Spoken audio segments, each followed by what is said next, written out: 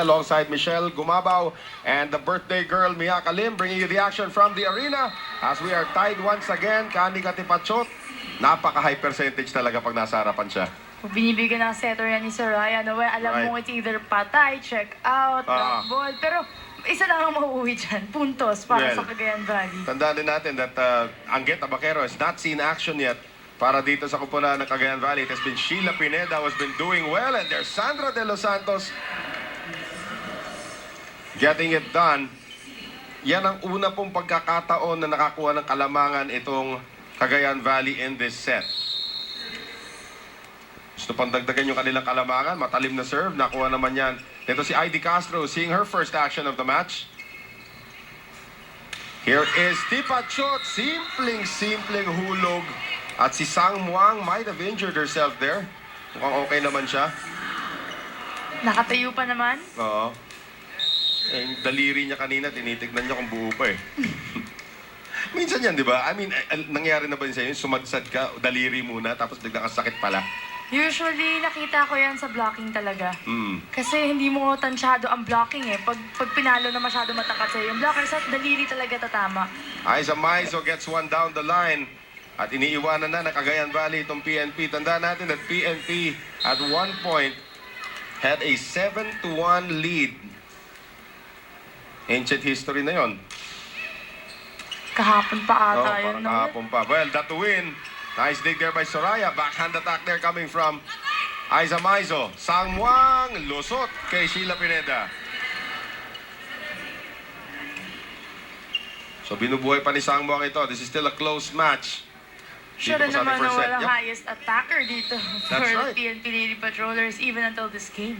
Pero nasa likuran na si Sang Muang, Jonella, Soraya, and Maizo gets it across. Here's Christine Dave. Nice block there from Tipachot. So pati sa blocking, nagko-contribute na rin si Tipachot. And we will have a substitution here para naman sa panig ng Cagayan Valley. Tipachot, mainit ang laro. Lumipat sa likod, papalitan ni Joy Benito.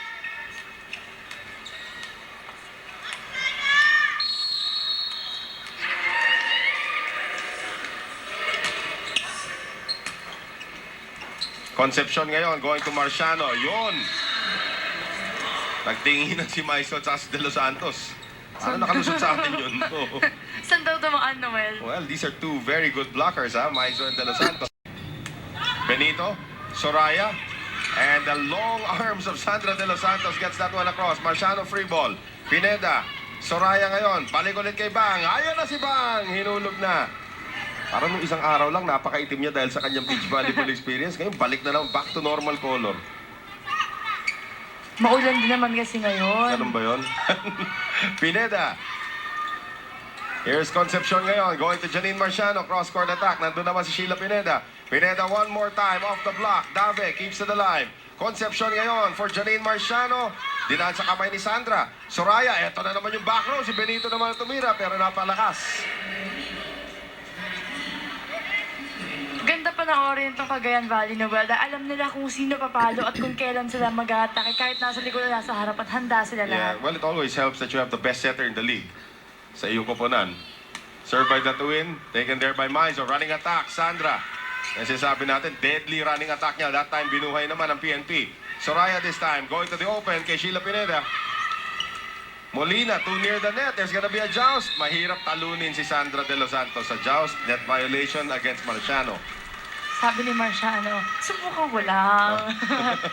Alam mo sa NCAA, nasubukan na niya sa NCAA. Kadalasan talo rin. Ang haba nito si Sandra. Ito na naman, Sandra. Let's see if that wicked serve works out for her again. Not this time. Yun ang sinasabi natin, that is the weakest part of her game. Pero pag na-develop niya, it can be the strongest part of her game. Ilang taon pa ba meron siya for perpetual? Wala. One more year. Oh, 1 year. What is this? Ay, yung pwesto ng libero. Davy was in front. So that is a mental lapse. Actually, sa likod dapat siya. Sa positional error against PNP. Yung mga unforced errors na napakasakit kung ikaw naghahabol. Concepcion loses to Eulalio. It's Sheila Pineda who's serving na may tatlong ace na rito sa ating first set. Make it 4! And that also happens to be set point para sa kupunan ng Cagayan Valley, 25-20. Sheila Pineda, magandang ginagawang pag-arangkada rito in the place of Angueta Baquero. Look